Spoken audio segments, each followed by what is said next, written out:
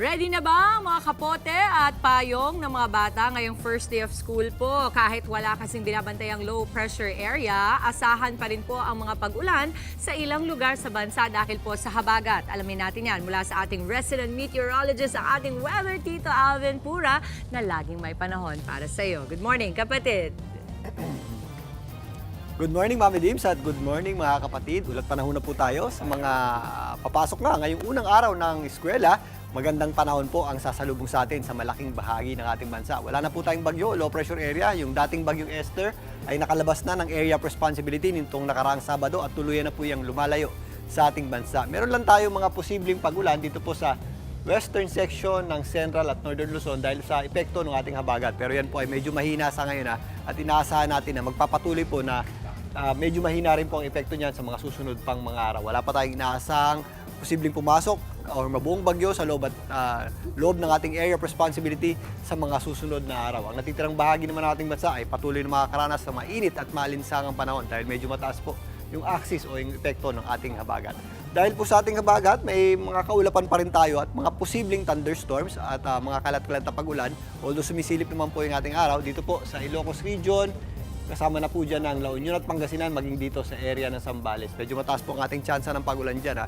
Kaya mag-ingat po tayo kapag meron tayong mga nararanasang mga pag-ulan at thunderstorms. Ang natitirang bahagi naman ng Luzon, magpapatuloy naman po tayong makaranas ng maaliwalas sa panahon. Pero pagsapit ng hapon, bahagya pong tumataas yung ating tsansa ng pag-ulan. At if ever may mga pag-ulan tayo, ito po yung mga isolated lamang o yung mga dagliang pag-ulan na kadalasang nangyayari tuwing hapon at gabi. Pero again, pag meron tayong thunderstorms, biglang buhos po yan ng malakas na pag-ulan, kaya mag-ready rin po tayo dyan dahil ngayon ay madalas po yung ating thunderstorms dahil panahon po ng habagat at panahon na nga ng tag-ulan. Dito po sa malaking bahagi ng Visayas, mainit at malinsangan na panahon din ang ating aasahan, ganoon din po sa areas ng Palawan. Pero pagsapit po ng hapon, meron tayong mga posibleng thunderstorms dito sa Western Visayas, including Panay, at kasama na po dyan ito pong area ng Negros.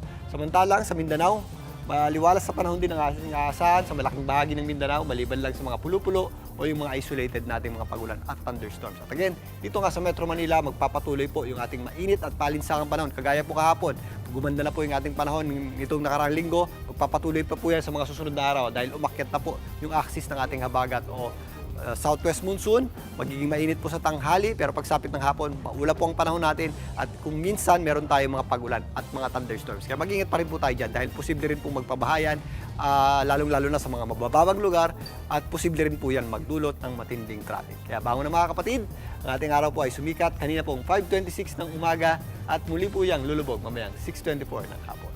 At yan muna latest sa ating lagay ng panahon. Ngayong Lunes, muli ako po ang inyong weather tito Alvin. Lagi may panahon para sa iyo. Mga kapatid, dito Alvin Pura po na laging may panahon para sa iyo, umaraw man o umulan, dapat laging handa. Kaya para maging updated sa pinaka-latest weather updates, mag-follow at mag-subscribe na sa social media pages ng News 5.